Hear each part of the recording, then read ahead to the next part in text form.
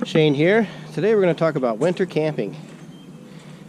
Yes, you can camp in the winter, and you can camp in a cold climate. In fact, I'm actually camping in Michigan right now, in southeast Michigan, and this is the Thermopylae River here, and as you can see, it's swelling from all the snow melt. It's mid-March.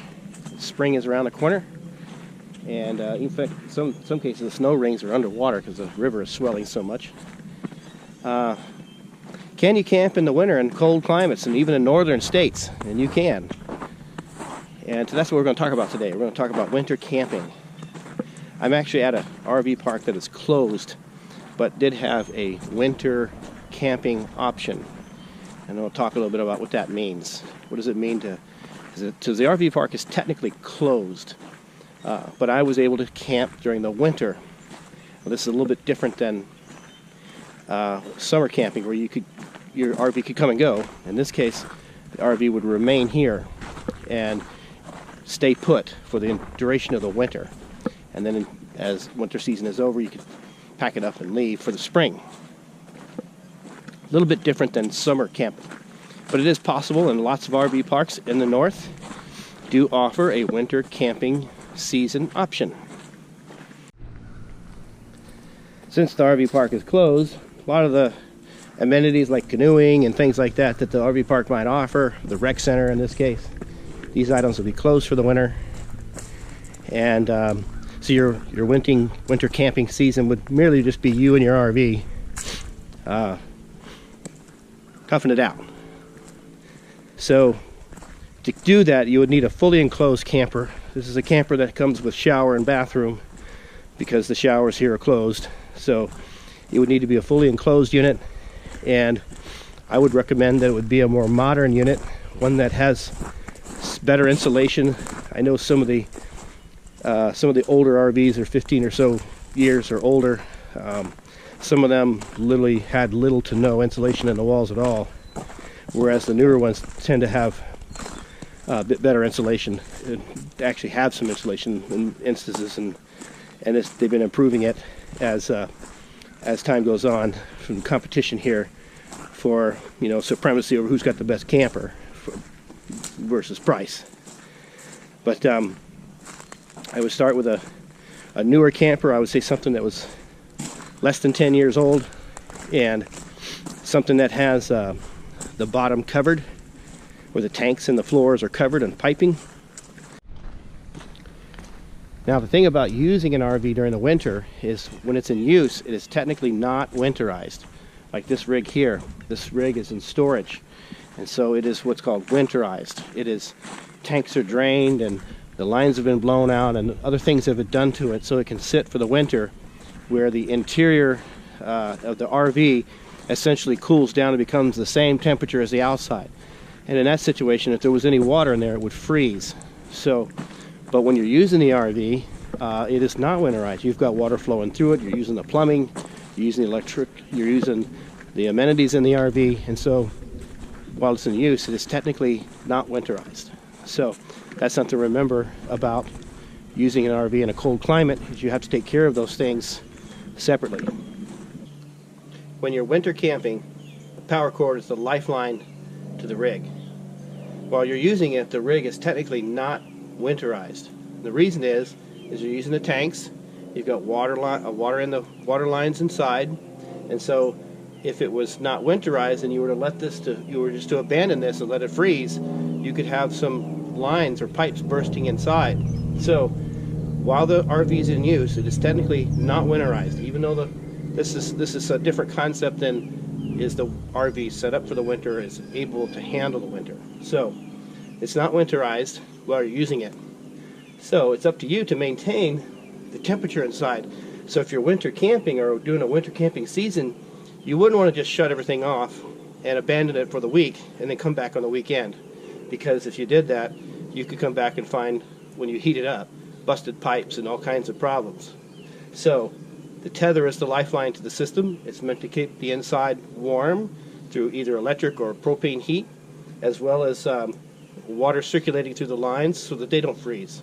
Another good feature to have for if you're going to do a lot of winter camping is to choose an RV that has a weather shield or a full season, 4-season package like this one does. It's designed for both hot and cold weather. It doesn't have to have this, but every little thing every feature you add will help in terms of your winter camping experience. I've spent the winter, half this winter, in a camper that did not have, was not 4-season rated. I think a lot of the newer campers do a pretty good job of putting some insulation in them, where if you get some of the really older models, I've seen some that are 15, 20 years old that don't have any insulation in them, and so, or walls are missing with insulation. So getting a newer model, I think, will help in your winter camping experience.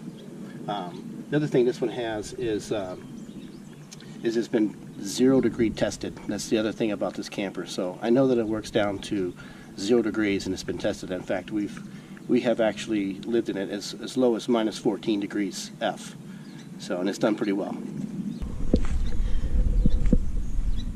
The other thing that I would make is a must for any camper that you're going to use for winter camping is to choose a camper where the underneath is enclosed. In fact, if you look underneath here, there's a barrier here that spans the entire length of the RV, so that all the plumbing, all the tanks, everything up above near the floorboard is covered. If you don't have an RV that has this covering on it, then it may be necessary to skirt the RV down to the ground. In fact, some people do both. They skirt as well as they have the paneling inside. I did not skirt this one because I have this panel here, which does a pretty good job of keeping the pipes inside warm. In fact, if you can, use an RV with heated tanks like this RV has.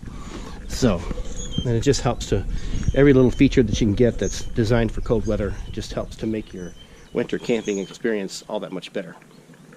The other thing is your water hose, which is just the hose inlet to the RV, needs to be insulated. And what this is here is just a white Walmart drinking hose that I've placed inside this insulation, and I have also placed a heat cord inside there to keep the water line warm. It also may be necessary to do a little insulating of any exposed plumbing. I also insulated and put a little heat pipe in my slinky just to keep it from freezing as well. So these also have a little bit of heat cord on them. One of the nice features with this particular rig, this is the 392 MBL by Chaparral, is it has heated tanks. And while it's not necessary, you can certainly camp without heated tanks. And I did do that through half the winter with my travel trailer. Where I ran into a problem, though, was with the valves themselves. The valves were out below, hanging down here, was part of the plumbing. And so having those valves exposed to the elements, I had a problem with freezing. Even with insulation and heat cord in there, I still had a problem with them occasionally freezing. And when they freeze, you can't open them up and close them. That makes it real difficult to do. Since this RV has heated tanks and the valves are located inside, in fact, they're located inside this barrier here, then they're protected from the outside elements, and they, of course, have no problem opening and closing. So you don't have to be afraid of winter camping. You don't have to essentially chase if you're a full-time RVer like myself, you don't necessarily have to chase the weather, chase the good weather. You can camp where you want. And you can have a good, enjoyable experience in both warm and cold weather. It's now mid-March, and I've spent the winter here, and we've enjoyed seeing the 4 seasons come and go, and seeing the scenery change, and we've watched the autumn and the fall, and we've seen the leaves on the ground and the different colors, and we've literally watched the scenery kind of change over the seasons while we stayed put in our RV, and we didn't have to travel anywhere, just hang around and watch it happen for us. So you don't have to be afraid of winter camping. And you can find out it's pretty enjoyable. And there are RV parks in the Northern Territories, even though they're technically closed, they do have a winter camping option. You just have to call them and ask them about it. In fact, there are folks here that stay here year-round. They camp in both the winter and the summer. And right here in this one, beautiful place to camp. So hope you find this interesting, and consider camping in colder climates and seeing how well your machine does in the extremes.